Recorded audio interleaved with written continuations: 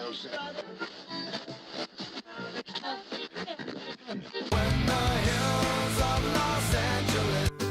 Angeles, I'm and most Hollywood night. She goes to California, oh, California. What you say about Los Angeles? LA got the people saying,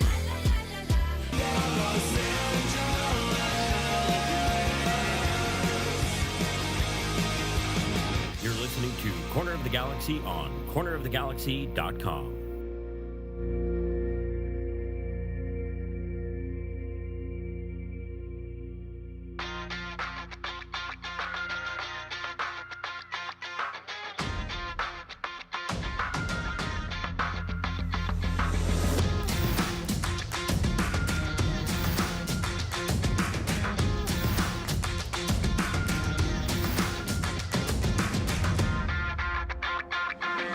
Welcome to Corner of the Galaxy, the show that talks 100% LA Galaxy soccer.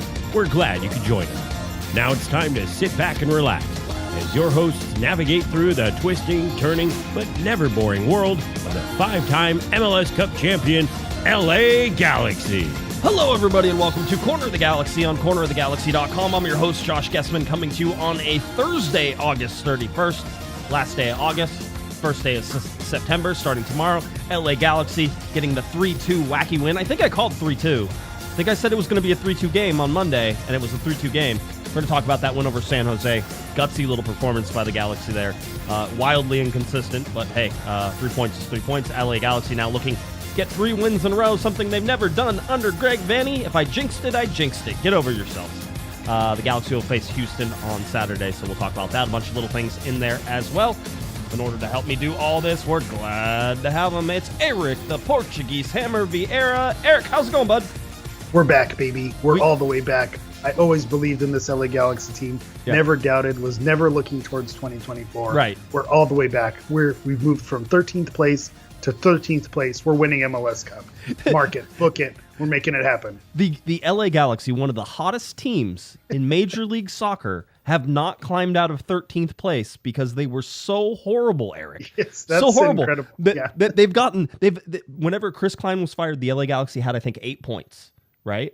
They've gotten 20 points in their last 10 games since that happened. They're still in 13th place. That being said, they're just a couple points, I think 1 point separated from the 2 teams above them. Scrum, yeah. Yeah, they have a better points per game than both of those teams. They're 5 points just south of the line, which is technically, we'll call it within the margin of error, which is like if you take the game in hand, the games in hand, and you win both of them, right? Then you have those, you would technically be in the playoff position right now. So it's like within the margin, they're there.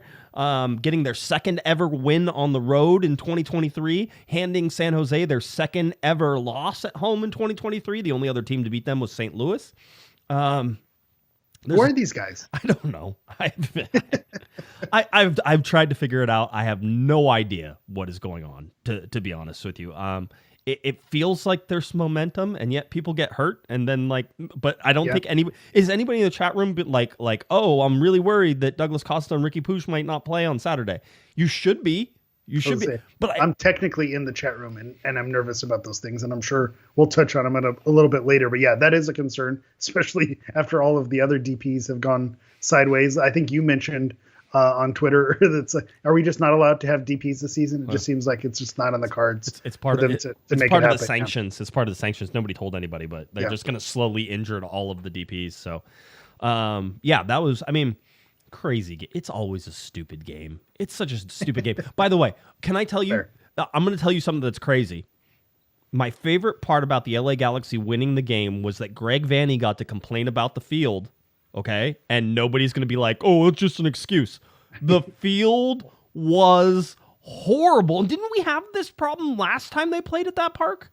I think so. And I want to go back to that, because I always go with the argument, the ball is round for both teams. Both teams have to play on the field. But it was weird that especially in the second half, there was just slipping and sliding. And, the home field does have the advantage. Sure, I don't have any inside knowledge or anything, but if they do change spikes at halftime. Hey, we water it down. So if you want to change your boots at halftime, then now's a good time to do it. But maybe the Galaxy don't get that intel, and maybe that's why you see more Galaxy players sliding around than not. Or it could just be San Jose having the experience, it literally being a home field advantage. But yeah, it was not good, not good, Bob. When we talk about field conditions, there's poor grass and you have the baseball fields of it all where it's just a bad surface, and then you have this where it's overly slick, and that's not fun to play on either. So I don't see how that benefited San Jose as well, other than just having the Galaxy slip around. It just seemed like a weird decision to have that be a feature of your pitch. It's just it seems like every time they play up there that there's questions about that. The field's not safe. That's not a safe field. I mean, they were sliding, the Galaxy were sliding. Did they have like some crazy? Did they have a Quidditch tournament up there that nobody told me about? That's a throwback to Seattle. Remember when Seattle couldn't have or had a playoff game or something like that? It was a playoff game. I didn't know that was a thing. That was a real thing. So there was a playoff game that got played like on a Saturday, but the field looked horrible because it was raked like all weird. All the granules were raked all weird, and the field looked atrocious. It was like some big game. Maybe it wasn't a playoff game, but it was like a big game. And the reason was the night before they had a Quidditch tournament.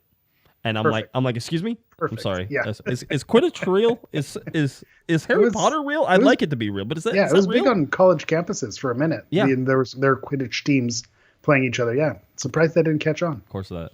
By the way, can we shout out Nebraska women's volleyball? Did you see? That was incredible. Did you get, if you didn't see, a world record for highest attendance for a women's sporting event, 92,003 at the Cornhuskers Stadium. They played it outside at the football stadium. That's, first of all, whoever did that should just get a job for life. Let's play a game out in the football stadium because we sell out every volleyball game. Let's play one in the football stadium. Yeah, I saw some background on it. So oddly enough, you didn't cue me up for this, but I did see the background on it that their rivals, Wisconsin, had hosted the game in their basketball stadium. Okay. And so they broke the attendance for most attended, volleyball game. And so Nebraska's coach was like, hey, volleyball's our thing. It's been, I guess, in Nebraska, women's volleyball is a big deal with the program since the 90s. And they're like, we can't have them have this record. We need to get our record back. Let's go to our basketball stadium and let's outdo them. And either the athletic director or someone else said, no, you're thinking too small here. Let's not do the basketball stadium. Let's do the football stadium and let's go, 80,000, 90,000. So cool. And then they said, well, let's get a musical act because we don't want to have empty seats. But I guess when the seats went on sale, they sold 82,000 tickets before they even announced what the musical act was. So shout out to, the Nebraska faithful for making that a thing, setting records, not just for, women's volleyball, but for women's sports in general. That was a major accomplishment. Thinking outside the box a little bit there. Yeah. I like it. And by the way, that's just such a cool thing. Also wanted to talk a little bit around the league. If you got to watch any games on Wednesday was a full match day, as they say. We used to have match weeks, so we don't get that anymore. Match days. You had Atlanta and Cincinnati. Cincinnati on a tear. They've been on a tear. As a matter of fact, the LA Galaxy, let's do that right now. The LA Galaxy and Cincinnati are the only two teams since May 31st who have basically this high points per game. There's actually four teams. The LA Galaxy are tops in the Western Conference and fourth overall, but it's Cincinnati, Orlando City, and Columbus Crew are all 2.0 points per game, right? And the Galaxy are 1.9 points per game. By the way, I really have to do the math on that because I'm pretty sure they had 20 and it's divided by 10, but I'll trust the stat. Someone's getting paid to crunch those numbers, but it's such a I don't know if misnomer is the right word, but you look at that and you're like, that can't be right given the Leagues Cup, issues that they had when they couldn't win those games. Right. And then the way they lost that Vancouver game. So it's interesting looking back at their form guide. In their last 10 games, they've only lost once. Yes. But for some reason, that loss is so sour. And we talked about it, the Chris Mavinga just completely, the concussion game where he just completely lost his mind, quite literally. Yes. And so that plus the Leagues Cup makes it seem like, well, this Galaxy team isn't streaking. But then when you actually go back and look at the results, they are streaking. Because when you go before Leagues Cup and they had a nice little run, it was a lot of draws. Right. But now they're putting the wins together, and it's crazy that they are in contention with the top four teams in the league in terms of their hot streak, yet still in 13th place. I was going to say in 13th place. How bad was that start of the season? That we're so bad. So bad. The other games, Charlotte and Orlando draw 1. If you watch the Miami-Nashville game, Nashville put on a little bit of a defensive clinic, and what do you know? Miami isn't as good as they have been. There, listen, ton of games, much like the LA Galaxy. A ton Schedule of games. Congestion's going to kill them. Yeah, it's going to be tough. I would argue that perhaps the LA Galaxy might be a little deeper than Miami is whenever you look at sort of where that is, but they have a lot of U22s, that type of thing. But Miami trying to make the playoffs, just to show you how delicate their dance is, the announcers during that game, Eric, were talking about how Miami's playoffs hopes hit a huge roadblock by not beating Nashville. By getting a draw, yeah. Yeah, by getting a draw. Not even a loss, yeah. Yes, because it's at home, you got to win all your home games, right? This is the same thing for the LA Galaxy. I was talking to a Galaxy player today, trying to get somebody on the podcast, and didn't work out the whole deal. And they're like, "Hey, I'd like to come on, Billy Sharp, come on." Yeah, I know, right? I was like, "Hey, don't worry about it. We'll get you on there." And players are always like, "Hey, put me on after a win," and I go, "Hey, just keep winning, and that won't be a problem, right?" Yeah, I go, there's a real easy fix to this, yeah. Right. It was funny. I'm like, also, I can guarantee you make the playoffs. Just win all the rest of your games. You'll make it, no problems. That's 30 points that are still out there. 30 points for the LA Galaxy. They could literally, if they won every single game, not saying they're going to, but if they did, they'd be at 58 points. All right? It's pretty good. That would be a pretty good. If you would have sold me 58 points at the beginning of the season, you would have taken it. Yeah, I would have easily taken it. It's funny looking back at like the preseason pundits. Shout out to Tom Bogert, who's saying that the Galaxy's back, but preseason he had the Galaxy first in the West, the lone MLS pundit to have the Galaxy there. So maybe he's onto something. He knows that this 30-point surge was coming down the home stretch here. Oh, of course, absolutely. So that one, New England over Red Bulls, New York City over Montreal. NYC's been struggling mightily too. Toronto 3-1 over Philadelphia. That's a surprise because Toronto has been a mess. Yeah. Austin loses to Seattle. Thank you, Seattle. When the LA Galaxy tried to jump Austin whenever it comes to playing in games there. So Seattle helping out. Vancouver over Chicago. In Chicago, Houston, who was coming up over Columbus. Houston's been hot, a very hot team. Minnesota. We'll talk about that. Yeah. They have been on a sick one also. They look really good. They do. Minnesota 3-0 over Colorado. St. Louis 2-1 over Dallas. That's a good one. Dallas now just is the last team in the playoffs right now, so that's one to watch. And then Portland 2-1 over RSL. Portland finally righted the ship, but also I heard that wasn't a good game. I didn't get to watch much of it because it was going on the same time as San Jose, LA. But RSL is a better team than that you would expect. But the 2-1 win for Portland actually hung around there. And then the Galaxy, the final game of the night, ended the last one because there were 7 freaking minutes of stoppage time. Did you text me and you're like, where did 7 minutes come from? I was like, did I miss something for 7 minutes? Because normally with a major injury or the amount of subs, but 7 minutes seemed way out of the norm. And maybe I just don't know my injury time. Right. I feel like it's what is it? Whose line is it anyway? The points are made up and they don't matter. So injury time, it's made up. It seems like there's no rhyme or reason at the end of those games. Usually at the half, it makes sense given what goes on. But it feels like the second half, they gave the injury time in the first half, so it shouldn't be a cumulative score. Not. But it seems to always be in that 6, 7. You get those 9-minute, 10-minute things happening now. And I was one who was in favor of that during the World Cup because it felt like whoever was keeping track, they had like a stopwatch. Like that felt like it was accurate, and then it's kind of circled back to the norm. And now it just seems like it's made up. I don't know where the 7 minutes came from. It's one of those magic mysteries. Final thing we'll do before we start actually really talking about the game, even though now we've talked about the game multiple times, is I just wanted to point this out. They're saying this was a poll from Sportico. It came from For Soccer was the name of the people who actually put it together. So here's the chart. And basically they said Gen Z U.S. soccer fans show most interest in MLS. Individuals were asked to rate their interest in the following club team competitions at a scale of 1, not a fan, to 7, huge fan. And MLS came out on top. MLS 4.9, Premier League 4.7, UEFA Champions League 4.6, United USL Championship 4.4. La Liga 4.3. Again, I don't know that it's definitely necessarily representative of the larger population, and you'd like to see what sample size was and all this fun stuff to sort of look at it. But it doesn't surprise me with how hyper local MLS is that it's starting to touch everybody because there's a team in lots of places where people are, right? Yeah, especially with, the St. Louis's, you see how that kind of took hold, Austin when they came in to the league. So a lot of these newer franchises, when they're coming in, they're taking Nashville's another good example. They're taking those cities by storm and becoming a big deal in that city. And then I know people are probably sick of hearing it, whenever you talk about MLS, but Messi's going to be a huge factor as well, because that's going to play such a big part of it going forward. Because my son started playing youth soccer again for this fall, and the jerseys you see out there, you see Mbappe's, Messi's, Holland. Those are the kind of jerseys. So whenever you have someone of that status in your league, that's going to supercharge it. And so if that's already where Gen Z is at, Gen Alpha or whatever is coming down the pipeline, that Messi impact is going to be so much. It's immeasurable. We're going to see the fruits of that even further down the line. But it is promising that MLS is ranking that high. Again, take it with a grain of salt. Where are they pulling it? Where's the numbers? How does that data actually look? But just the fact that they performed in any poll where they were able to find data to make it fit is impressive.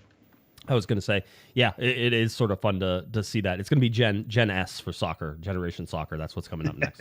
Gen Messi, yeah. Gen Messi, yeah, right. All right, let's talk about it. LA Galaxy 3-2 winners over San Jose. Goals from Tyler Boyd, Riqui Puig, and Dejan Joveljic, 61st minute penalty kick that was the game winner, drawn by Raheem Edwards, who had a very spotty game, as he is apt to do. I mean, the guy is...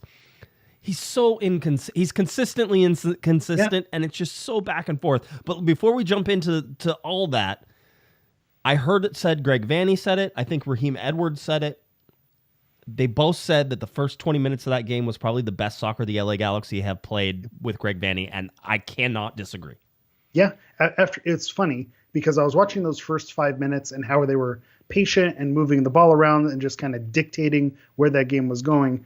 And I wanted to tweet something out, but I stopped myself because I said, it's only 5 minutes. I need to chill, let this game play out, let them get the nerves out or whatever it is. And then as it went on, I agree. Those first 25 minutes, actually 28 minutes, if you count up until, the first San Jose goal, it was a dominant performance. And I've said this before with a negative connotation, so I'll say it this time with a positive spin, is that this game was a microcosm of the 2023 LA Galaxy. It was a dominant in possession performance for 25 minutes, a 2-minute horror show on defense, and then a fight back and a hold on. Like this has been the season. Right. And so in this case, it worked out and with a positive result, but we've seen very similar, situations play out earlier in the year. Look at that Vancouver game where the Galaxy looked great for portions of it, but then there was such a huge meltdown in those moments where it cost them the points.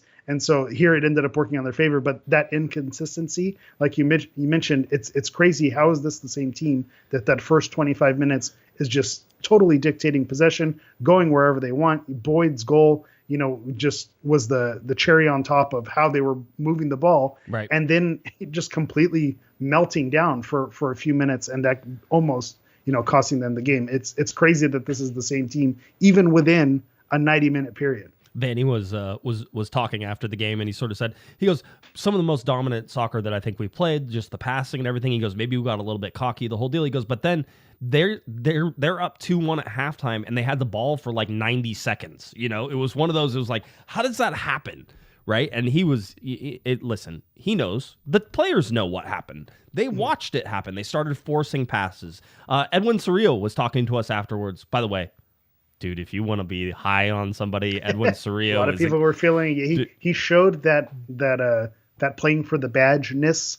I saw some comparisons to guests on Brugman, like a Danny Pena type guy. Like when you talk about someone with a grittiness and who's going to, play for the badge and be someone who's going to become a fan favorite, he showed it in this game on, someone who has a spark of someone that's going to be able to kind of, capture the endearment of the fans. I asked him after the game, I'm like, you were on Dallas, who's now the team that you guys are gunning for because they're in 9th. Like, I go, what do you feel like the moment? He goes, Greg told us it's 12 finals.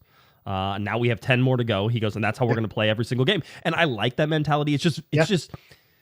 It's very back against the wall desperation mode. Get yourself an extra 1 or 2%. And that's what was the difference on that. Yeah. let me chime in here. So is Greg Vanney saying these are all must-win games? Oh no, he would never. He would never do that. The 12 finals. I mean, I don't know. Finals are must-wins. Yeah, I know what he said. But no, I mean, but it's that sort of mentality, and it's like, well, where was that mentality earlier? Quite honestly, this team was not the same team. I mean, it's a different team. It's a different team now, 100%. I agree. With the amount of players that they brought in, it's funny. I said this is indicative. It's a microcosm of the whole season. But you're right. This team, these last two games, this is a whole new roster. It's almost like this is a new season that we're seeing play out for these final 12 games. Could the Galaxy just start out well? Could that just be a thing that they try next year? If we're ordering stuff on the menu, I'd like the starter to be consistency and scoring goals, that type of thing. The other crazy part about this and talking about how it's a different team is they're getting goals. None of them are really coming from the number 9 position, although you got 2 goals from the 9 with Billy Sharp's penalty kick and Dejan Joveljic's penalty kick in the last 2 games, which is great. But you're getting all of these goals from midfielders, right? You're getting Tyler Boyd, who's on a freaking tear. Yeah, I was going to say, let's pause right here to give Tyler Boyd the flowers that he deserves right now. Even though I think Riqui is stealing a lot of the eyeballs because just he's getting the highlight reel level plays. But when you look at Boyd, how he's been playing over this last stretch, he's scoring bangers.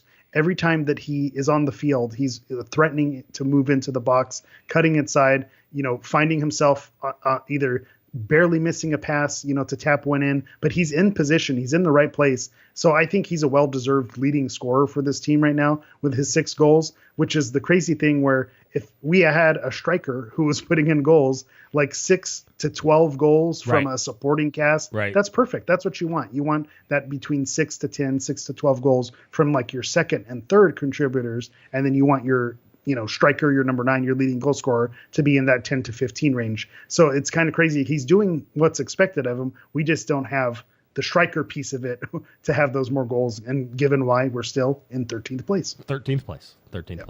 The starting lineup, let's start from the top and go backwards. We always go the other way. Let's do it this way, right? So Dejan Joveljic up top. You had Tyler Boyd on the left, Riqui Puig in the center, Douglas Costa on the right. We'll talk about Douglas and Riqui both exiting the game. Uri Rosell and then Edwin Cerrillo playing in those dual sort of sixes back there, which is, I think, helped calm things down a little bit. Caligari on the right side. We can talk about him all day long. Eric Zavaleta, we could not talk about him if we don't want to. Maya Yoshida in there, or Raheem Edwards on the left, and then Jonathan Bond back in goal. Bond had 4 saves in this game, had 4 good saves in the game, and he also tied Donovan Ricketts for most appearances. So he's 3rd. Yeah, when that was mentioned on the broadcast, it kind of took me, I clutched my pearls a little bit because you think Bond, well, he hasn't been here that long. But then when you look back at it, it's like Galaxy goalkeepers are not long in the tooth. We do not keep a goal. Better question for you. Who's number 1 and number 2? I had no idea. I asked at the press conference because we had some time and Kevin Acevedo was doing it. Is Kevin Hartman? Kevin Hartman is number 1. Is number 1? Yes. Okay. Kevin Hartman, I knew he had to be 1 or 2 with the amount of games he played. Number 2, I want to say Jaime Pinedo, but it's not Jaime Pinedo. No, not even close. Because he was short-lived, but he had those good moments. Who? Oh man, it's recent. Recent. Is it that one guy? Man, this is great. This is great pod. What if I say like cop energy? Oh, David Bingham. Yeah. Wow. He's number 2. David Bingham was number 2. Wow. Yeah. If Jonathan Bond. Those are dark times. Yeah. If Jonathan Bond. Those were dark times. I erased David Bingham from my memory. Right. So yeah, good times. If Jonathan Bond plays out the rest of the games, I think he passes Bingham and he'll be number 2. Which is crazy to think that Jonathan Bond is going to get number 2. Yeah. That's incredible. Yeah, I said Saunders too, by the way. I was guessing Saunders was in there as well. I don't know where he falls on the list, but I think 1 and 2 Ricketts, Saunders, Pinedo have to all be relatively in the same range because it feels like they were back to back to back, right, but within the same intervals just about. Yeah. So but yeah, so that was interesting in there. I just thought that was all fun to sort of do. But anyway, so you had that sort of play out. Now, let's talk about some of the guys who we really liked. We talked about Tyler Boyd, Riqui Puig, and 40 yards. By the way, Edwin Cerrillo got an assist for Riqui Puig's 40-yard run. I said that's like dropping Riqui off at the airport at LAX and getting credit for his flight to New York. Yeah. It's like oh yeah, That's finding a $5 bill on the ground for sure. Yeah, good job, Edwin. Good. You dinked it over to Riqui, and then he ran for 40 yards and scored. I thought Riqui was outstanding again. He always is. The crazy thing, and I tweeted it out this morning, which is he's doing this so much, Eric.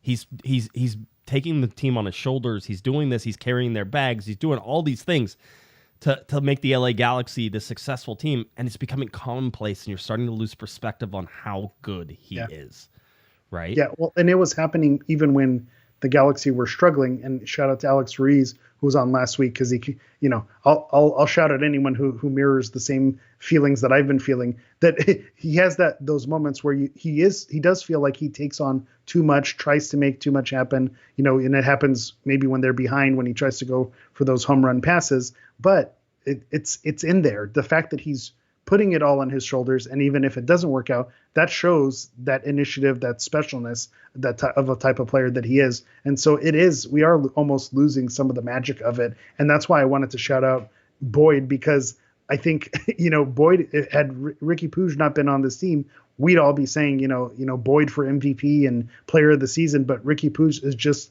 so far out of this world, in terms of the other players. And that's not to discount the other players, right? That it's you almost take for granted, how special he is, just because it's like, oh yeah, that's what you expect from Riqui, day in, day out. He's going to find a way. Watching him on the ball it's a joy. It's a joy to watch. So much fun. He gets out of position. The ball, he takes a bad touch, and you think, not necessarily a bad touch, but maybe a touch a little further than maybe you think a player would want to, and you think possession is lost, and he just manages, to scoop it back up, turn around, and it's not these, techers moves in between the legs, CR7, put it underneath your shirt and dance around and peacock. It's very practical, just circles. I'm just going to make circles, and I'm just going to go around, and I'm going to keep going around until I get into position. And it's got to be frustrating if you're the other team, but when he's on your team, it really is. It's impressive to watch. He's like Houdini. You put him in a box, and he always seems to find his way out, right? You're like, oh, he's between three guys. You're like, he's never getting. No, finally. And listen, there's people who get hypercritical of him, like his final third pass, maybe it'll get intercepted and stuff like that. I'm like, but you realize that he's trying stuff that is high quality. High risk. Yeah, high risk. And that's okay in the final third. Like, I'm okay with that in the final third. Edwin Cerrillo, it was funny because I got to talk to him afterwards. I said, I need to talk to him again because I need to make sure he knows it's a compliment. But Greg Vanney and I were talking about him last week, and I said, it seems like he knows how to stay out of the way. And that's something that is a benefit whenever you have guys like Douglas Costa and Riqui Puig, who are the technical skill guys. It's like, you don't want Edwin Cerrillo or you don't want Uri Rosell. You don't want them in the middle clogging things up. You need to stay out of the way. And Edwin was like, he was gracious enough to answer my poorly worded question. He was like, yeah, those guys have all the skills. He goes, I need to make sure I'm not in their way. Like, I need to be out of their way. I just need to get them the ball. Yeah. And I don't know what the directions were from Vanney with him. And you mentioned Eric Zavaleta and maybe, us pulling our hair out whenever he's in the starting lineup. But it seemed like his positioning, Cerrillo's positioning, was more defensive. He was really dropping back and almost playing like, a fifth defender or a third center back, the way he was positioned. So I think that plays a huge role in the ability to stay out of the way when you're, providing that cover when maybe your center backs are not not exactly when you have the high expectations for Riqui Puig. I don't think that those high expectations are quite there for Eric Zavaleta. Which, speaking of center backs, I also want to shout out Yoshida for just being a pro. Right. Like, how nice is it to just have a competent professional center back? We've seen the Galaxy in the past give away the ball in the back. I think coaching style dictates, like, you want to tell your defenders, we don't want to just get rid of the ball. We want to possess. We want to build up from the back. And I think sometimes defenders find themselves in harm's way because they want to keep their starting spot. They want to follow coach's orders. But there's a time and place for it too. Sometimes when you have to cut your losses and the ball, you just need to get rid of the ball. And Yoshida shows that because he knows when to possess and when we should play out of the back. And when, this is not the time to play out of the back.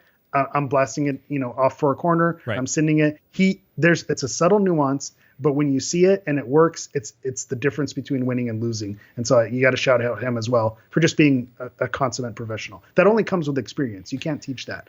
But it's impressive when you point it out and you highlight it. Yeah, well, Vanney said the team got more mature, right, with Billy Sharp and Maya Yoshida on there, and I asked Raheem Edwards about that as well. I was like, Greg said that this team got more mature with those guys. I go, what are they doing? He goes, and Raheem was very complimentary. He's like, no, it's so great to have those guys out there. And I asked about the depth too, and he goes, yes. And he goes, listen, I'm not trying to throw shade on anybody, but he goes, our depth got better. We are a deeper team now. And it's like, yeah, we know. We can all see it, Raheem. It's fine. You can just say it. We can say it. We can say it. It's like saying Eric Zavaleta. Like, you don't want to bash a guy. He's a professional athlete. He's part of this team that you root for. But let's not act like he's our first call when we get invited to the dance. You know, maybe he's getting at 3:30 a.m. he's getting a you up. You know, one of those.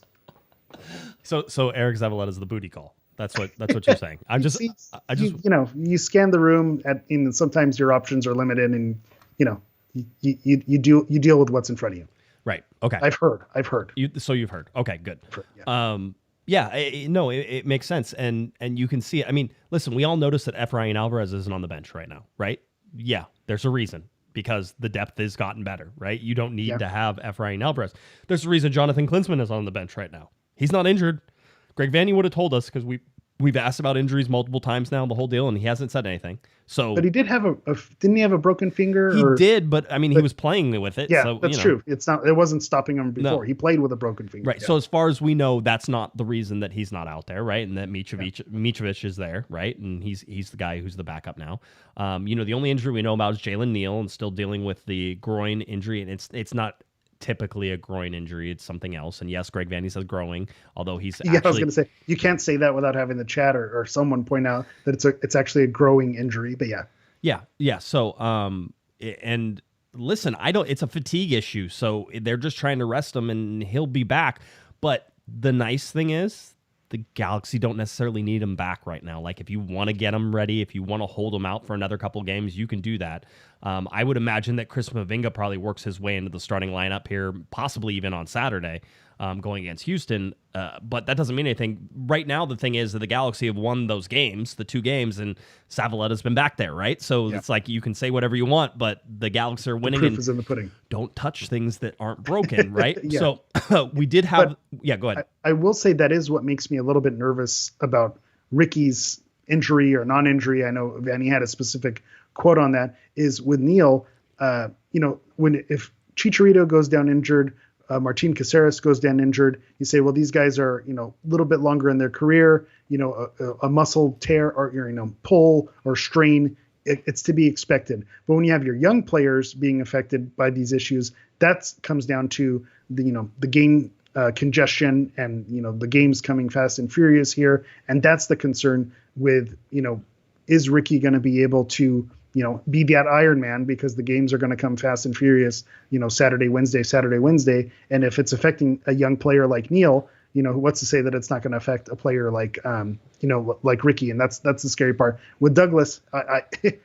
Summer Doug, I'm surprised, it took him this long to get injured. And the nature of the injury was not even, it was almost like a freak accident type of thing. It was not really. Yeah. It wasn't, anything of his own doing or muscle strain or kind of his injury history that's plagued him in the past. It was unrelated to that. So that's the bummer on that one. Yeah. So 35th minute, Douglas Costa goes into a ball where he's trying to basically kick the ball to, or pass the ball to somebody, and Cade Cowles is trying to pressure him in that situation. And Costa gets the ball away and then falls to his left. And then we couldn't tell if it was a shoulder, because at first it looked like he was holding his shoulder, and then he was down and he was like moving his knee, and they were looking at his knee, and then they were looking at his shoulder, and it was like one of those things, and he had to come out. So that was 35th minute. Diego Fagundes, hey, look, they got him playing time. Good job. And he was wearing the number 21, Diego Fagundes. Yeah. Everybody did a really good job. Good job, everybody. By the way, if you saw Diego Fagundes was rusty, right? Like, and you could see it a little bit, like, and he wasn't there. I thought he had some good runs and did some things, but I was gonna say, but you saw it in there. Right. It's like, okay, it's in there, but there's some rust, and he needs to play out of it. But I didn't see someone who, oh man, this guy, what's he doing on our team? I did not see that with his play. Right. So Fagundes was out there, and he came in for a place. It was a separated shoulder for Douglas Costa. They popped it back in the locker room. Dislocated shoulder. Oh yeah, sorry, dislocated. It's funny. Oddly enough, I do have experience in this. One of my few soccer injuries was a separated shoulder, which they said is actually worse than a dislocated shoulder because when it's dislocated, you can pop it back in. Separated, you kind of live in that no man's land. It's longer recovery time, and it's just more of a it still pokes out and doesn't sit right. It makes noise when you move it. It could click. Yeah. I still ain't right. Right. But so that's the interesting thing with Costa. He could play on Saturday, and I wouldn't be shocked because they popped it back in, some painkillers, and he's good to go. Or it's hey, this is someone that's not a super light thing. That's right. A serious trauma that you're putting your body. And if he needs a game to rest or a week to rest, I think that'd be fair as well. So who knows what's going to happen? But from what I understand, a dislocation is better than a separation. Okay. Well, they got it back in. Vanney said he didn't know what the next steps were with that. He'd have to talk to the trainers and sort of see what it is. But it doesn't seem like it's going to be long-term. Riqui Puig came out in the 80th minute. He went to the sideline and got his quad taped. I think it was his left quad or right quad? Left quad. I think left quad. Left quad, yeah. Yeah, so he got his left quad taped. Vanney said afterwards, he goes, he didn't think it was anything. It was like he felt something, that type of thing, but we don't think it's a tear or anything like that. So really it's going to be day-to-day, and who knows? Maybe you don't see him Saturday, maybe you do. I mean, huge loss if you don't see Riqui Puig playing on Saturday. But that being said, 3 games in 1 week, the Galaxy really have done the what they were supposed to do in these 3 games, which is get 6 points out of them, and whether or not Houston ends up being that. Now, I want to see it because I want to see it 3 games in a row under Greg Vanney because I don't like being this purveyor of this stat. Yeah, we've been told we're buzz killers, but if the mentality is every game is a final, and if Costa is able to walk and if Puig is able to walk, I think they start. I think, like you said, if it ain't broke, don't fix it. And so I think you trot them out. And if you have a backup plan and contingency plan where if you need to make early subs, you make early subs. But I think you have to push them out because they're your best available options right now. Yeah, it's going to be that way. By the way, Super Chat going back a little bit, Gilberto, $10 Super Chat, starting flight school soon. Wish me luck. Maybe I'll be flying the Jovan out sign by preseason. See? Look, we the volunteer already. So conspiracy theorists, unite. Who's flying those banners? Oh, I don't know. We have a name in the chat. If be careful. You throw that name around, throw that Jovan name around. Sometimes, they'll hunt you down. Be careful. And if you have a question for either Eric or I, we'd be happy to read on the podcast. Just hit that Super Chat button, and we'll put it in as part of the show tonight, even though we got a busy show and lots of things to talk about. Just going through this, I think we, talking about Fagundes, one, that Fagundes came in and yes, there was a drop-off from Douglas Costa because those are 2 different players, right? And so there wasn't as much interplay between Riqui Puig and Diego Fagundes. That's to be expected. Did you panic, though? Were you worried whenever Costa went out? You were sort of like, oh, man, that kind of sucks. But were you like, the game's over? It didn't feel that way because you knew there was depth on the bench, right? That's a different feeling. I'll say the Chicharito injury, the Brugman injury, the Caceres injuries, had a very, and obviously those were season-ending injuries. But when they went out in those games, we didn't know it was season-ending at the time. But my reaction was much different. Like, oh, this is not good. I do not have a good feeling about this. I don't like where this is going. And so that feeling did not cross my mind when Douglas Costa's injury. It's like, okay, they can live without Douglas Costa because they have lived without Douglas Costa. And that's kind of the unfortunate thing with how well he's been playing recently. I mentioned this on my Instagram post when I was giving out my champion of the week. At some point, I feel like the caveat with Douglas Costa on how poorly he played for that year and, almost this first half of the season as well, how bad that whole first chunk of his time with the Galaxy that's been so bad. At some point, you just have to say he's playing really well right now, and we have to stop, throwing that caveat in there. But it was so bad, that opening stretch when he first joined the team, that I think that's just always going to be a caveat. And you saw that with the injury, as well as he's been playing, and him going out is a blow to the team. You're in your mind, you go back to that player when he first joined the team and quitting on the team and the red cards and the injuries, and you say, okay, we can live without this guy because he hasn't cemented himself in this team. And I think that's the bummer side of it, but it's also kind of it may be easier to cope when the time comes and those contract options come around, because I saw this thrown around on Twitter as well, that he's playing so well right now that do you throw a TAM option on it? Do you throw a 1-year extension? It almost feels like it can work out that way. But then you see an injury like that, right. You see the replacements and the depth, like we could probably live without it, and we don't need to circle those wagons again. We saw what happened with Chicharito. Yeah, I sort of agree with that. And by the way, we can pull up the DP stats just to remind you of sort of where they are. Douglas Costa has played 33.9% of the total minutes this year, right? So again, just past Javier Hernandez, who it feels like hasn't played in a year.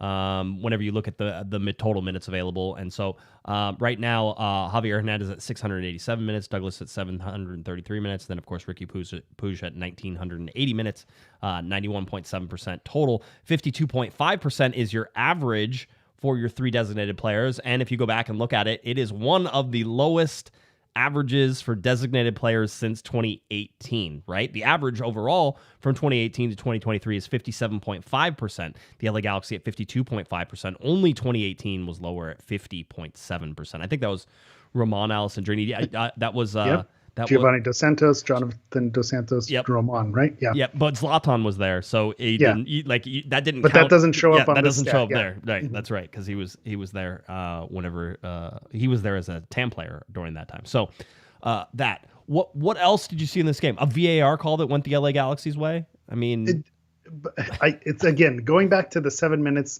of injury time with VAR. I don't know if I even know the rules anymore, because to me that was a very blatant. Is it a clear and obvious error? To me, it looked a touch offside.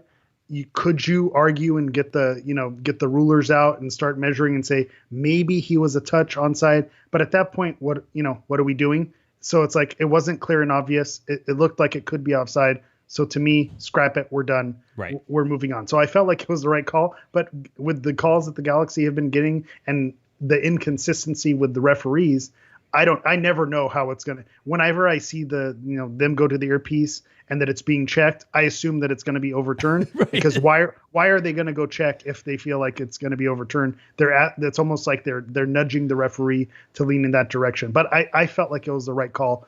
I felt like it was offside. yes. Could you make an argument? Maybe, But it wasn't clear and obvious. Your argument would have to be that you're looking at the angle and you're going to adjust it with your eyes, right? Because from the way the camera was looking at it, it looked offside, and you're like, but if they had something down the line, I have a feeling that if they had a camera directly down the line, he would have been well offside, because I think that the camera angle actually made him look like he was more onside. It was Cerrillo, I think, who almost kept him on down at the bottom of the screen whenever he was coming back. I mean, Vanney was talking about it. Whenever Puig came out and they sat back a little bit more, they got more guys into the box. They're like, Espinoza. This was Greg Vanney afterwards. He goes, "You knew Espinoza was going to get a cross off from wherever he was, and how many crosses did that dude put in?" And how many the cross that hit the post? That gave me a nice little, some heartburn. Needed a Pepto-Bismol before bed with that one. With how late I'm watching the games. Again, this goes back to kind of what I was saying about the playing out of the back and the possession. Towards the end of that game, the Galaxy dominated possession for such a large chunk of the game. I think if we look at the 5-minute intervals, the first, 75% of that game, it's mostly LA Galaxy. And then you see that last 15 minutes, it's all San Jose. I understand taking it to the corners, keeping possession, but that also becomes a throwaway. If you're doing so well in possession, you can keep possession. You don't have, I understand you don't want to mess up, and give up a counterattack. But if you're able to keep possession, I think sometimes going to the corner, they did a great, I think Caligari had a great example of it. Fagundes at the end had a great example of it. But at the end, you end up just ceding possession anyway. Right. So why not time and place? Read the room kind of thing. You can still hold possession and not just blatantly give it away. I think they gave San Jose too many chances, but they did well to survive it. They did well to survive it. And by the way, Vanney after the game called out Caligari and called out Fagundes for the runs that just helped them kill that game. Caligari, by the way, Defender of the Year right now. And it was going to be closer because Jalen Neal has played very well and very consistently, but with his injuries, unfortunately, Caligari is just such a more polished, finished player. Remember, he's on loan. Galaxy want to keep him. I was talking to some people and they're like, we really like him, and we're like, duh. I'm like, yeah, duh. That type of thing. So they need to try to keep him for this next year and do all that. So we'll see. But to me, what Caligari did on that run was maybe the difference between the LA Galaxy winning and losing. Same thing with Fagundes in there. I mean, just being able to evade and stall and just by the way, Diego Fagundes did something that no Galaxy player has done all season. He megged a guy, could have run towards goal and stopped and pulled it back around. It was like, nope, corner. That's why I'm saying, read the room, because like that could have been a different situation, and applaud them because maybe San Jose would have had even more shots on goal in another possession. So you cut out some of it, but it really puts themselves in a tricky spot. Speaking of Caligari, one of the I don't know if this is good or bad, but I'll just throw it out there. Someone who's almost hurt by how well of Caligari's been playing is Julian Aude. They came in at the same time. They had kind of comparable starts where you think, okay, we're going to have, our outside backs of the future. They're on that same level. And then Caligari has just been, absolutely nails, where Audi is a little bit more hit or miss, where maybe Edwards gives them a little bit more, although I was calling for Audi, about early in that game. Yes. Yes. 45 minutes, 60 minutes into that game, although Edwards drew the penalty. But it's almost unfortunate that Audi was kind of lumped in because they came in together. But Caligari, you're right, has far surpassed expectations and has looked like the prototype of the type of defender. We talk about the system and how the type of players that Vanney wants to play. He fits in perfectly with how Vanney wants the Galaxy to play. So such a huge home run for that. I mean, again, love Julian Araujo, right? Big fan of everything he does. You could at this point be like, Julian Araujo, who? If you're like, it's like, what? That's cruel. It is cruel. But that's how good Caligari has been playing. And listen, somebody tried to get down on him because basically they're like, hey, who's going to score more goals, Dejan Joveljic or own goals for Caligari? Because he has some.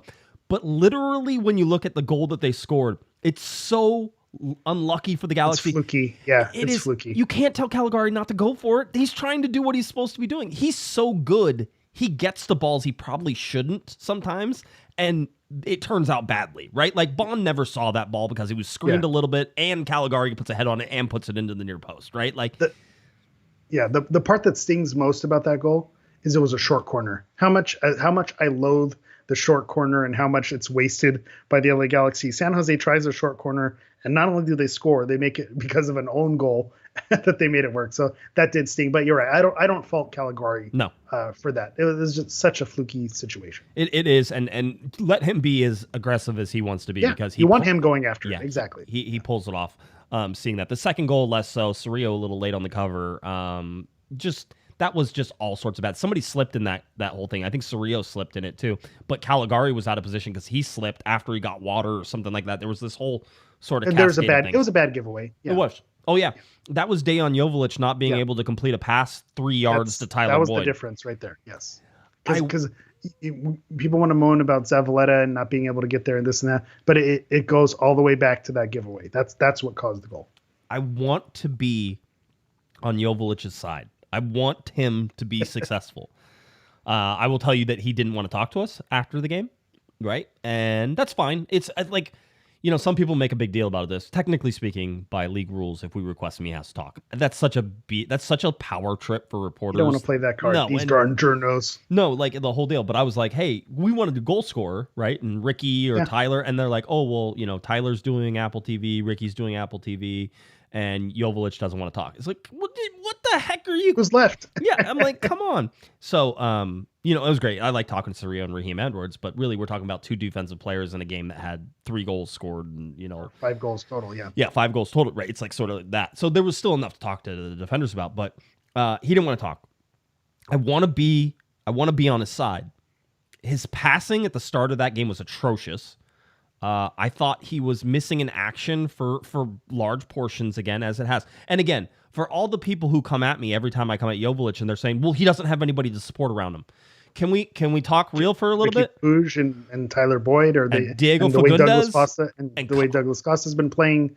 At some point we gotta that I agree with you. I think Dejan is, and I'm in the same boat. I want him to succeed. He's such a likable guy. Yes. And it made you feel so good right. to watch him put it in the back of the net, and who knows how good that must have felt. Was that him with Leerdam at the end? Did you see the one video from the side? Because it was cheering, it was a hold up thing, and then like it was one guy there, and I hate to be that guy, but it was a black guy, and I couldn't see who it was because I couldn't see the numbers. So I thought it looked like Leerdam, but it could have been Mavinga, it could have been, I didn't notice height differences or whoever. Maybe the chat room knows who it was.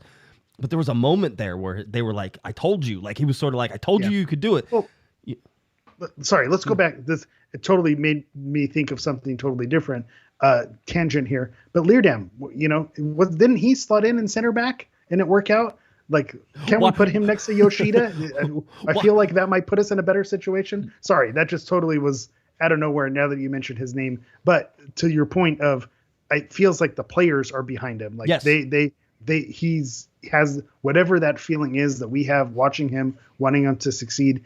It feels like he has that in the locker room. But let's call a spade, it is what it is. He makes a lot of mistakes in possession. He is not, the strongest in possession and distribution, and the runs that he makes, sometimes he's not always in the best position as well. So it almost like it has to be the perfect moment for him to get that opportunity. And then when those opportunities have come early this season, he hasn't put away those chances. And so that's just kind of unfortunately the way it's shook out for him. It just hasn't gotten right with him. Happy he got a goal, but you have to think it's a penalty. So it's not like it was in the run of play or he created it and it was like, he did help create it. He did help create it, right? Because it was a pass back between Raheem Edwards and Joveljic in the box, and it was breaking down though. Let's all be it was starting to break down. How many of those did he attempt in the first half and early in the game? And it did not work, trying back heels and trying some of those passes. So that was, and that's the beauty of being a striker is you get 6 or 7 attempts and all you need to do is make one work and you're the hero. And that's, that's the beauty of being a forward, because then it worked out for him and he was able to bury it right down the middle, a rocket. Made me nervous the way how quickly it bounced out, but it was nice. It felt good to see him succeed. I was amazed that Riqui didn't take it. I was like, oh, Ricky's not taking it. Because I was like, oh, Ricky's going to take it. I'm like, because I was predicting it. I was tweeting it. And I was like, oh, Ricky's going to take it. And then they're like, oh, Joveljic take it. I'm like, oh, okay. We're going to play that game, huh? Okay. And someone did mention, and I don't know if this is, I'm stealing your line, but the fact that Riqui is, the captain now, and if he wanted to take it, it is his right to take it. But the fact that he gave it to Billy Sharp to get on the score sheet, and then gave it to Joveljic, that kind of showed that's a captain's move. It feels like building up your guys around you. Yeah, good for rapport. Getting the strikers on the score sheet, like that's being selfless. That's a guy who you'll follow into battle, and that will not be forgotten from Dejan. Remember earlier in the season, does Riqui not like Dejan? Well, here's a counter argument to that, because he let him take the penalty. Yeah, I mean, especially I've seen Riqui like tweets that everybody's convinced are real too. So no, I like that. I like seeing it. It's fine. I just wonder. I still think that there's going to come a time when the number 9 is going to limit this LA Galaxy team. They're going to need to get a goal from their number 9, whether that's Billy Sharp, whether it's Dejan Joveljic. Judd's not on the team sheet anymore because of having Billy Sharp on there, right? So he's not. I don't think he's going to get many opportunities in there anymore. So you see these things and you're like, okay, I guess that sort of makes sense, and you're trying to lay this stuff all out. But I don't know. To me, I feel like the Joveljic experiment is fading. But Greg Vanney had nice things to say, said, whenever Riqui scored his goal, he liked that Joveljic was still running up this vertical seam that still took some players away from him, and that was good, right? So he liked that. I went back and watched that play. It's kind of okay. It's really San Jose deciding not to run at Riqui Puig when he's screaming down the middle of the field. I'm like, you might want to stop. Nope, you're just going to let him go? That's sort of the thing that's crazy to me with Riqui, is that when he has no space, he finds a way out, and then if you do give him space, he runs 40 yards right up your throat and shoots a ball he's going to shoot, and it goes in, right? Like, it's like everybody knew Riqui was shooting that ball. As soon as he broke through for the first 15 yards, like, he's going to shoot this ball. Yeah, and it goes back to how he possesses that ball, and it's like, how does he get out of that? And he just always does. Well, he's going to shoot, he's going to score, and we just have to kind of resign ourselves to it. Back to the number 9 discussion. Yes. Before you show that graphic with Riqui, but and I don't know how this makes me sound, because it always drives me crazy sometimes. Like a dick. We're going to get banned for that. Is that an allowed word? I think it's allowed. That's a PG-13 word, right? We're PG-13. There's a lot of innuendo that happens in these shows. I was going to say, I just talked about, how the prospects at the bar at 3 a.m. Right. But anyway. It's like a Pixar. Wait, hold on. It's like a Pixar movie. Yeah. It's made for kids, but there's a lot of adult humor in there. Yeah. Okay. It's in there if you're listening carefully and have a keen eye. But sometimes it drives me a little crazy when we're like, we're the LA Galaxy. We're, star franchise in MLS. Like, we should be getting Lionel Messi and all the best players in the world.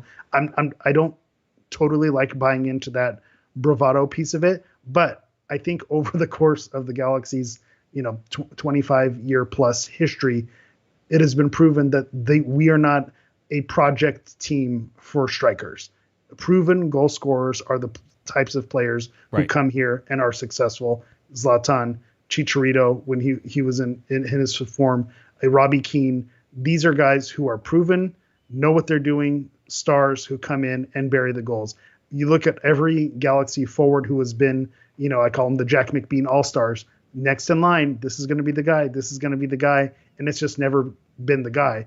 And not that the Dejan Joveljic experiment is over, because when he came over, he had, Young Player of the Year plaudits and golden boots from leagues that he was coming from. Golden so balls. You had the hope there. Golden balls. It was golden balls. Careful. Yeah. Uh-huh. First you call me a dick, then we're talking about my golden balls here. Yes. But you thought maybe Dejan could be the guy, but it almost feels like Billy Sharp fits more that mold over the course of a career, just proven, just knows how to score goals. It almost feels, even though that's not necessarily the star power of a Chicharito, a Zlatan, a Robbie Keane, it almost feels like that fits more of the mold than someone like a Dejan or a Preston Judd or, someone in that mold who was always going to be the next guy. It just seems like whatever blueprint that is, a timeless, structure that works for the Galaxy is getting a proven goal scorer and plugging him in. It doesn't seem like we're the project team where we're gonna develop a striker. It just doesn't seem like that's in our wheelhouse. That's why, like, if you're a striker in the academy, it's sort of like, oh, that's fun. Good for you. Yeah, maybe the Galaxy will trade you for something because you're never going to play. It's not going to happen. And that's good and bad and everything else in between, but it is what it is, and I think it's fairly obvious. If we look at the team of the match day, Riqui Puig gets his rightful place there. I think Tyler Boyd could have earned a place on here as well. Tyler Boyd has been just so solid. You want to talk about like player of the month for August? Tyler Boyd could be there if they would have played more than 2 games in August. Undefeated in August. No draws. No draws in August either. Hold on. Here we go. There it is. The 2 wins. All greens, baby. 3.0 average right there, and still just a 1.17 whenever all is said and done. Still in 13th place. I think that's the name of this podcast. Still in 13th place. Still in 13th place. Sisyphus, just keep pushing that rock. Is that Sisyphus? Did I say that right? I don't know. I know that there is something that is about that, and if you said it, I would believe you because I know that there is something that I just don't know what it is. Yeah. Well, I also know if you take the wrong person home at 3:30, you can get a case of Sisyphus, and then you have to get antibiotics for that. That's what I heard. Again, got to be careful. Yeah, that's right. And you can't drink alcohol with your antibiotics. There's just so many rules. If we go look at the LA Galaxy, technically speaking, Eric, in the last 4 games, they've had 3 games where they scored 3 goals or more. And so that's something that is sort of changed around a little bit. Still a -8 in terms of goal differential. So yeah, not great, Bob, as they say. But slowly starting to get better. Again, the point percentage that I keep watching is getting better. 58.3% now of a point or better whenever they play a game. That means in almost 60% of their games that they played so far, Eric, they've gotten a point or better. That's kind of stupid whenever you realize how bad they were at the beginning of this year, right? Yeah. 7, 10, and 7 now. They have a almost 30% winning percentage, which is low. But the draws that they've gotten in there as well, 58.3% sort of draws that up. What do you know? Hey, there you go. Well done. Away points, a little interesting. Went from 8 to 11. And so that's actually really, if you go and look at some of the other years and some of the really bad years they had, the 11 is on par with some of those bad years, but you're starting to see them climb above the bad team moniker, right? Like, it's, again, in 13th place, they're starting to climb above sort of like these really like historical bad monikers. It's fitting into that narrative that we were saying. There's no way this team is as bad as the results show. And I think you keep mentioning it. They're climbing out of it. If it's, maybe they're not going to be a record-breaking team, scoring the most goals, one of the best Galaxy teams ever. But this team doesn't deserve to be mentioned with, some of those worst 2020, 2017 LA Galaxy. It feels like the players on this team don't belong in that conversation. If the results panned out that way, the results panned out the way. There's nothing you can do. But you just look at this roster and the way they play, it just doesn't, the vibes don't match that this team fits in that category. Through 24 games now, the LA Galaxy at 28 points. Last year at this time, surprisingly enough, Eric, last year at this time, they had 33 points, just 5 points better than where, by the way, those 5 points would be enough to keep them in the playoffs right now. Yeah. Right. So they'd be in the mix. That's what 2022 does. In 2021, they had 38 points. So a full 10 points better in 2021. Keep that in mind. The other crazy thing that always pops up whenever this happened, during COVID year, the LA Galaxy would have already been done playing according to the number of games. I think they only played, 23 games? But that sounds right. It disappeared off my chart, so that's how I always remember that it's there. The worst years, 2017 had 23 points at this time. 2007 had 21 points at this time, right? So you're seeing them, again, slowly climb out of this. It's such a deep, dark hole that they were pulling themselves out of, that I'm not even saying they can see light at the top of the hole yet, but maybe, just maybe, they can see their hand in front of their face for the first time in almost 20-something games.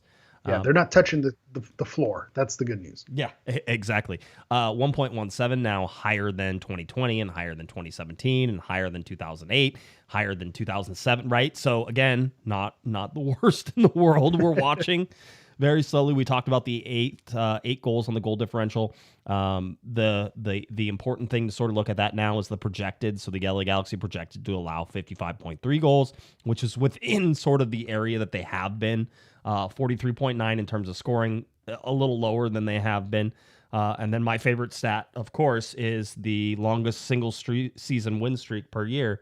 LA Galaxy under Greg Vanney, 2-2-2, and that's it. That's it. You only get 2. Yeah, he doesn't know how to count by threes. We got to figure that out, Greg Vanney. I asked Raheem about that. I was sort of like, he sort of shook his head. I should ask Greg about it. How come under you they haven't won 3 in a row, right? And just been like, yeah, that's not a good stat. Yeah. That's why are you the way you are? Yeah, right. Question. Yeah, right. And if you look at the last cluster of games, we talk about scoring first in the LA Galaxy, get the results. Look at all the red that's in there, and now look at all the green that's down here. So the LA Galaxy slowly getting those results as we see. Big weekend coming up in terms of games that are going to be played. There's your schedule. If you're looking for it, go on the MLS website. The big one everybody, of course, is going to watch on Sunday at 7 p.m., which is LAFC and Miami. Everybody was talking that, LAFC is really not in a position to make any money off that game because those seats are already sold. Like, it was already basically a sellout. Yeah. So the only thing that's happening is the resale market is kicking up, but it's, people are paying for their Christmas presents for their families and paying off their surgeries. That's what's happening here. I have seen some season ticket letters go out to some members mentioning particularly with the East Coast teams or the Eastern Conference teams, saying that the Inter Miami game will be included in your package or whatever. So just the fact that may not have been or that may have been a thought that it wasn't going to be included in your package for next season is going to be interesting. How clubs handle this, where the Messi game is just a different circus altogether, where it's not going to be part of the season and they're just going to capitalize and cash the checks on it. So I think the big question with being in the same market, competing for the audience, is the Galaxy attendance going to be something that takes a hit because more people are going to be interested in going across town? And I just, from my experience being in Southern California, there's a lot of teams in Southern California, a lot of options every single weekend. College football is starting back up. NFL is starting back up. I think 22,000, if that's going to be sold out. And Phil, I don't think this is Taylor Swift where people are going to be sitting outside the stadium singing along to Messi's songs. Like, you're either going to be in the stadium, or if you're not, there's plenty of people. There's a big enough population where the people who are going to support the Galaxy, I don't find that there's going to be a lot of crossover of people who, I was going to go to the Galaxy game, but now I'm going to go to this, spend $700 on the Messi game. I almost feel like it'd be the opposite. If I'm a casual, I'm not paying, $500, $600 to go watch Messi. Maybe I'll pay, for $20, I'll go check out the other team in town if I'm a casual, and that's how I'm looking at things. So all that to say, we're going to look at the game, and there's going to be 14,000 people there on Saturday. Who knows how it's actually going to pan out? But I just think LA is so big with so many options all the time that I don't think this game in particular with Messi playing there is going to take away from the LA Galaxy. I think if it was going to be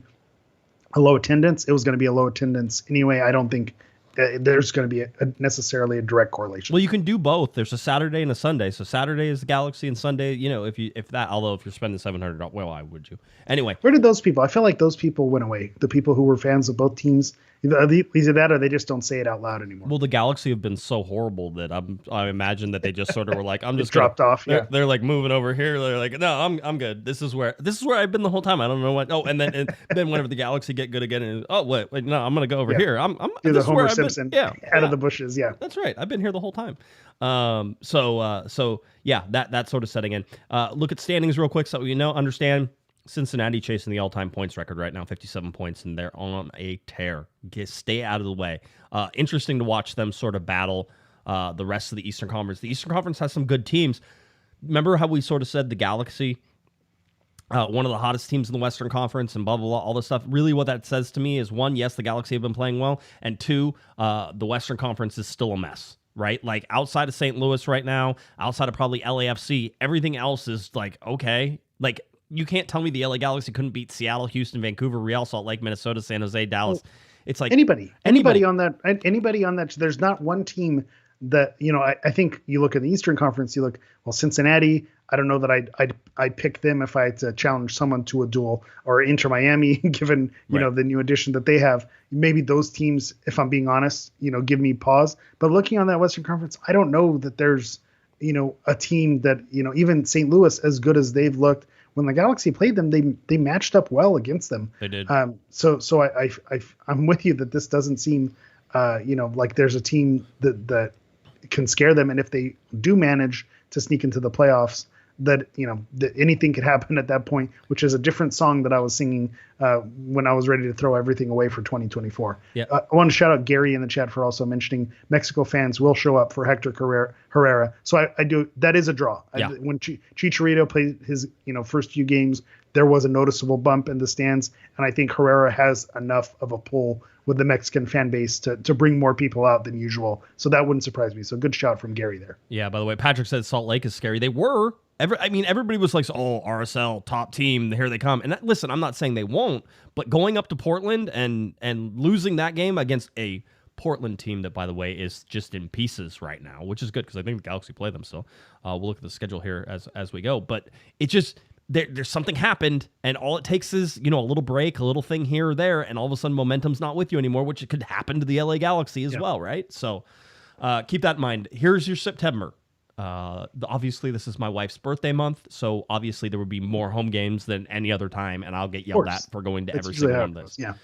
LA Galaxy in Houston Saturday, LA Galaxy in St. Louis. We were just talking about them. Ready to watch that game. Excited to see it. I think the Galaxy could match up really well against St. Louis. You have LAFC and LA Galaxy. 4 games in the LA area coming up for LA. The only away game is technically at LAFC, away in quotation marks. Galaxy will sleep in their own bed or they'll sleep in a hotel. Because sometimes they do that for away games before a game. LA Galaxy versus Minnesota. That's your last home game, or excuse me, your second to last home game of the month. That's going to be a really interesting one. I think Minnesota is a very complex team. The LA Galaxy will go at Austin, so that's going to be again, Austin is struggling mightily. Diego Fagundes going back to the team that he played for, so that's going to be a nice little interesting twist to everything. And then the LA Galaxy. By the way, Diego Fagundes absolutely starts that game 9:24. He's starting because he was 1,000,000%. And I think he gets a good reception because it seemed like he was beloved there. Yeah, but the bottom line is he'll have a chip on his shoulder because he can't believe that he got traded. So that's going to be fun, right? So then and then they close out the month with Portland. There it is, LA Galaxy hosting Portland, right? So that's the 6 games, and then the 4 games remaining away to Seattle, away to Minnesota. Tough games, both of those. Home to RSL, home to Dallas. That is the rest of it. This is it. 2 months. Last 2 months of the season. LA Galaxy getting ready to wrap it up. It feels like it just started, and now you have 10 games remaining in the season. Also, it feels like the Galaxy are off for a year in the month of August. But yeah, that Leagues Cup break did not do us any favors. It makes looking at those stats it makes us look at with a side eye, because it's like, wait, this is not the same team. This is the team that flamed out a Leagues Cup. Yeah, that felt like too long of a break, but you saw the schedule in September. It gets pretty nasty. This is it. This is the home stretch. I always think of, remember Kevin and Bean when they were talking about Michael Jackson's last tour? This is it. This is it. This is it. And you just kept repeating it over and over. Good times. this is it. LA Galaxy versus Houston Dynamo. All that I thought of whenever I said, "Oh, Houston's coming to town again," is the is the game with the flashlight where the power went out. Do you remember that? Yeah, I do remember that one. That was a Western Conference final. Yeah, it was a Western Conference final. Power went out, and Houston complained. And I'm pretty sure the next time they played Houston, like the flashlights were a giveaway, or something that lit up was a giveaway, because I was like, oh, they're scared of the dark. I remember that. So LA Galaxy hosting the Houston Dynamo. Saturday, September 2nd, 7:30 p.m. Your kickoff is 7:39 p.m. Listen up, Apple TV, free. This is a free game. You get to watch it. It's there for you. Please go and get it. No people are still complaining about it, right? In August, in the year of our Lord 2023, there's no way. Do you know when they stopped complaining? When Lionel Messi showed up. That's interesting how that works, right? I just want to say, I'm like, what'd you do? Finally decided to cave, and now you're watching the games? Pull the trigger. Yeah, I haven't heard anything. As it goes, LA Galaxy 16 wins, 10 draws, 14 losses to the Houston Dynamo. Last game earlier this year, 3-0 win for Houston. You go back to last October, LA Galaxy 3-1 winners. There's a lot of interesting little tidbits about this game that are just like weird. The Dynamo have avoided defeat in 10 of their last 13 meetings with the Galaxy, dating back to 2017. And whenever Houston has scored at least 3 goals in all the 5 wins over LA in that time. So every time Houston wins, they score 3 goals. That's such a weird specific stat. And it's funny, you mentioned the lights out game. I just think of those decision days, of flaming out in the playoffs. That to me is, I have a portrait or a picture of MLS Cup winning over Houston Dynamo. Right. But for some reason, the memory when I think of Houston Dynamo is decision day and flaming out. So that's why I mentioned, Houston coming to Dignity Health Sports Park. What can go wrong? So it's so weird. Some of those teams, the way it works out. Galaxy have won their last 2. This is a better 3-game winning streak story than my 3-game winning streak story. The Galaxy have won their last 2 games and have not had a 3-game winning streak across all competitions since a 4-game run in 2020. LA is joined by FC Dallas, and Toronto FC is the only teams without a 3-game winning streak in all competitions over the last 3 seasons. That's nice. That's fun. Thanks MLS stats for that one. Houston has won 4 consecutive matches in all competitions for the 2nd time this season. Look, Galaxy can't even win 3, and Houston's done 4 twice. Also in June, the first time the Dynamo have multiple 4-game winning streaks in a single season. Prior to this year, Houston hadn't won 4 straight matches since its last 5-game winning run in July and August of 2012. All right, so there's that one. These last 2 are the most important to me. Yeah. Riqui Puig and Tyler Boyd have each scored in their last 3 regular season home matches for the Galaxy, the first pair of teammates to do so for LA since Zlatan Ibrahimovic and Uriel Antuna in 2019. No pair of LA Galaxy teammates have each scored in 4 successive home league games. Corey Baird has scored in 3 straight MLS matches for the first time. You got to watch Baird up at the top of the formation for Houston. Baird's 6 goals this season, or his most since scoring 8 times in 2018, his first MLS season. So that's there. Big super chat from executive producer Herb. We've been missing Herb. He hasn't been around for a little while. I was going to say, we missed you, Herb. Yeah, he says, hey, Josh, hey, Hammer. Haven't been able to make a live show in a while. Viewers, listeners, hit the like button. See, executive producer Herb doing the producing. He's producing his thing. Hit that like button. That's why we love you, Herb. Appreciate you seeing you back in here. Thank you, Herb. Always nice to see you. When you look at Houston, they got some good players. Hector Herrera is in there. Corey Baird is scoring like crazy. Listen, I'm going to tell you right now, counterattacking team. The epitome of a counterattacking team. Yeah. And if you saw them beat Columbus had all of the possession. And Houston was like, no, we're good. We'll just score 2 goals and then we'll shut you out. So very competent team right now, and I almost forgot that Ben Olsen was their manager. And Ben Olsen is such a counterattacking coach that it makes sense to me as well. But he's got them believing in themselves, like Benny always gets them, figured out. It's funny. He feels like that level of MLS manager where he's not going to get you to the tippy top, but he's gonna put together some runs. I feel like he had some really good moments. When he was coaching DC, and that's obviously aside from his playing career. But this is the 2 teams. It's Riqui and Tyler, Boyd, who have been on a tear, and then Corey Baird, who's been on a tear, and then Carrasquilla is someone, he kind of had a gold cup that put him on the map of a lot of, seeking a lot of interest from teams overseas. So I think he's another player that you need to watch out for. And maybe there's a Dan Stairs sighting. He was subbed on super late in the game. And scored a goal. Yeah. So I think he scored we're gonna last see- weekend. He scored a goal. I was sitting at the game. I was next to Mr. Kevin Baxter. I'm like, hey, Stairs just scored a goal.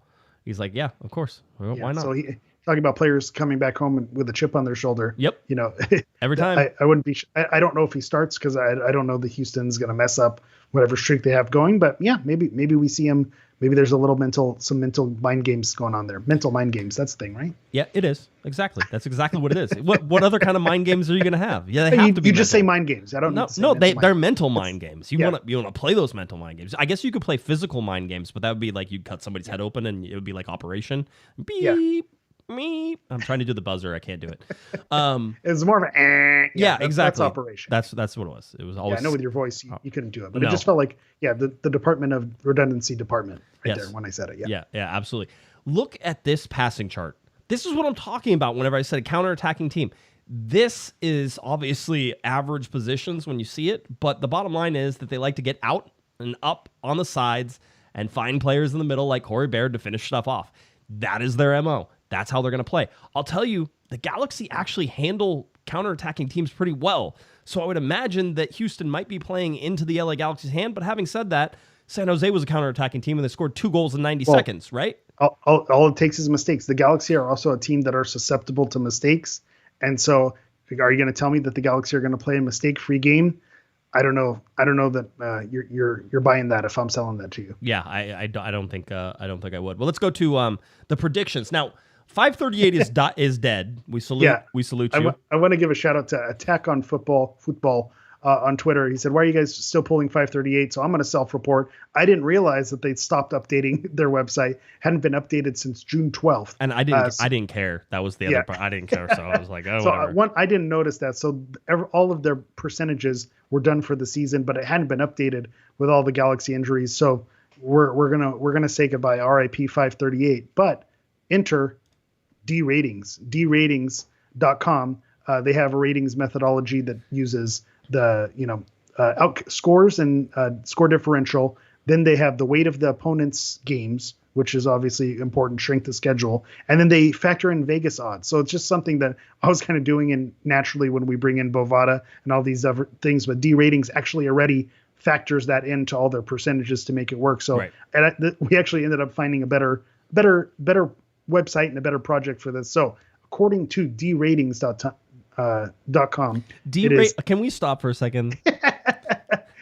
that feels like they're getting a D rating, right? Is that where you're going with it? I wasn't. I was going somewhere else with it. Oh, wow. I was going way over the head. I was just like, wow, that's interesting. I didn't I would imagine. I figured that you would have found that website like in 2004, like am I hot or not.com, hotornot.com. I'm going to tell on myself. Yeah. Did you rate mypoo.com? No. That was another good one. No, I didn't. But there you go. That anyway, says more continue. about me, but I'm not afraid to throw that out there. Okay. Yep. Go ahead. Continue. Moving on. Again, ratemypoo.com. Try it out. I bet you it's still live. LA Galaxy with a 46.3% chance to win. Houston with a 27.7% chance, and then a draw with a 26% chance. So I feel like that's a little bit more adjusted than what it was. The Galaxy are still favored because they're at home, because they're on a bit of a streak, but it's not an overwhelming percentage. I wouldn't be shocked if Houston's able to, sneak out a draw here. Again, if you add those draws and the draw and the Houston win percentage, and that ends up being more than a 50-50 chance. So again, you can lean in that direction if you're feeling it. So then you throw in the Vegas lines. The Houston is at plus 275. Okay. The Galaxy at minus 110. So Vegas likes the Galaxy here, right. But plus 280 for a draw. So if you want to make some money, if you're feeling like a draw, I feel like that might be the move. So that's where we're at. Good percentages for the LA Galaxy. They're favored here. But again, you got to be real wary of Houston with how hot they're coming in. This is another wacky game. There's no way this is not a wacky game. One, we don't know the status of Riqui Puig and Douglas Costa. Greg Vanney scheduled for a media availability on Friday, so we'll get an update from that. Follow along on Twitter, and I'll try to give you what he says about injuries and all that fun stuff. So we don't know that. We know Houston's coming in. The trip from Houston isn't a tremendously long one, so it's not one where I'm like, oh, it's longer than you think it is. So there's a little bit of something there. Texas right? is big. Texas can confirm. Yes. Yeah. Yes. So It's just, this is a tricky one. The bottom line is the fact that it's the third game in a week, and the LA Galaxy going for their third win in a week, right? A Sunday, Wednesday, Saturday. Yeah. A real good chance for the Galaxy to get the points that they need here. We talked about, and I said it earlier, I said the Galaxy have already done their job really for this week, so the 6 points was really what was important. Because you gave yourself a little bit of leeway whenever you win away games, right? Because you know you have to win all the home games. Yeah. So there's a little extra there. So we'll see. To me, Houston's riding high. The Galaxy are riding high. It's going to depend on who's playing and who shows up, right? Because if the Galaxy Costa and Puig don't start, I feel like it's an uphill battle. But I'm not saying the Galaxy can't play without them. It's just more difficult, obviously, whenever you're talking about Riqui Puig, who's one of the top players in the league right now. So, we'll see. I think watching the injury report on Friday is really going to tell you. For me, I think, the draw, it's screaming draw, isn't it? Like that's where I'm landing. If we're doing guaranteed to be wrong predictions, yes, I just can't. And this is where maybe this is a good thing. We're guaranteed to be wrong. I can't predict Vanney 3 in a row until I see him do 3 in a row. And so I don't see it happening against Houston. If we were playing someone else, if we had that RSL game, or some other team, but it just feels like Houston is not the team that you want to come up against right now. And I just feel like this is going to be a draw. I feel like 2-2 is going to be where we land with this game. I think the Galaxy win the game 2-1. It's going to be something stupid. I like it. Yeah, you like it. I was right there with you. I was going to say that. That's why. The 2-2 thing. 5-0. Whatever. It's a weird game. I really don't like it. I think I said it on Monday. I said the Galaxy should not be afraid of San Jose going up to San Jose. Totally different feeling coming back home to this Houston game. This feels like more on the edge. Maybe it's that you have nothing to lose in San Jose because really you're supposed to lose away games. And if you win it, you do such your stuff. Listen, if the Galaxy end up beating Houston, they've already gone. We said that what do they need to win? 6 games, 7 games? They basically have 50%. Halfway there? They're halfway there in the first, 3 games of the restart. So they can do a lot for themselves with a win. A win really does pull them right there. I mean, you're gonna have to imagine things are going to massive. It would be really huge. So we'll see about that. By the way, Bob, $5 super chat contribution to the post COG Del Taco party. Man, I do want some Del Taco. I didn't get to eat before the show, so I'm hungry. Yeah, shout out to Mike Gray also throwing out chicken soft tacos, which someone mentioned this. I don't know if anyone likes halal guys, but someone said halal guys is basically Del Taco chicken soft taco on top of rice. And now I can't untaste it once someone pointed that out. So I just had that was why we ended the show on Monday. My halal guys was being delivered, and I'm like, we're done. I want to go eat. Yeah, I like halal guys. I see the similarities there. Yeah, with the white sauce. Very good. Gary, $5 super chat. You guys rock. Thank you. Appreciate you, Gary. Thank you, Gary. Appreciate it. Bob as well. Appreciate you. Big shout out to Bob. Yep. That $4.99 is going to go for some crinkle cut fries at Del Taco. Those are the best, right? The magic fries with the sour cream. Yeah, that's the way to go. Have you had halal guys fries? Crinkle cut. I have not. Crinkle but cut. I imagined it. Crinkle cut. There we go. Now I'm starting to wonder: are they the same restaurant? Maybe it's the same owner. Yeah, we're onto something. We just cracked the code here. Man, it's crazy. All right, we need to do some investigating. All right, that's where we sit. LA Galaxy versus San Jose Earthquakes. I clicked the wrong button. No, that one's done. We won that one, guys. Congratulations. Good job. We did it, Joe. LA Galaxy versus Houston Dynamo. Don't say that to me. You know I love that one too much. I can't handle it. LA Galaxy Houston Dynamo, 7:30 p.m., 7:39 p.m. is your kickoff. Again, free on Apple TV. See you at the stadium there. A lot of fun things. I think is there fireworks? I think I saw somewhere there's fireworks. I should just read the email, but I'm not. I was going to say, unfortunately, I'm so far removed from the season ticket emails and game updates. Makes me a little bit sad. But yeah, I probably should know, but I don't. Okay, well, that's fine. That's good. This is a really good podcast. I have no idea. Go look it up yourself. What do? We cover the team, right? We're giving people information. Is that what we're supposed to be doing? Yeah, right. I don't know. Somebody should probably email us those things. Oh, wait, I probably have an email with all that information in it. They probably asked you to say something. Yeah. They probably did as it goes. So anyway, head out to the stadium. We'll see you there. Hopefully everybody has a great time. Anything else, Eric? You good? No, I think we're good. All right, let's go ahead and wrap it up. Tell people where they can find you. Let's go. All right. As always, you can find me on everything at Hammer EV9. That's Twitter, Instagram, TikTok, and Threads. That's Hammer EV and the number 9. All right. Mike Gray telling us fireworks is RSL, so maybe that's what it is. I could have swore I saw fireworks somewhere. Anyway, That's what you got coming up. A big one if you're looking for me on Twitter, at Guesman, at Galaxy Podcast, at Threads, at Galaxy Podcast. Head on over to cornerofthegalaxy.com. You may have noticed there's actually an article up there because I was feeling saucy this morning. So go check it out. Yeah, I know. Haven't written a lot of stuff, so very happy to do it. All right, I think that about does it. LA Galaxy, Houston Dynamo coming up on Saturday night. Hopefully we see everybody there. If not, have a great weekend. Have a safe and healthy Labor Day weekend. All right, come back and see us on a Monday night. We'll be happy to see you there. All right. For Mr. Eric, the Portuguese Hammer Vieira, I'm Josh Patrick Guesman. You've been listening. You've been watching to Corner of the Galaxy on cornerofthegalaxy.com. Have a great one, everybody. You've been listening to the Corner of the Galaxy podcast on cornerofthegalaxy.com. You can follow the show on Twitter and Instagram at Galaxy Podcast, and be sure to check out and subscribe to iTunes, Stitcher, and Facebook by searching for Corner of the Galaxy. Fans, we thank you for listening, and we ask that you be kind and courteous to your neighbors as you leave the podcast. We thank you for joining us and look forward to seeing you again. Until then, I'm Michael Araujo, and on behalf of the entire Corner of the Galaxy crew, goodbye, everybody.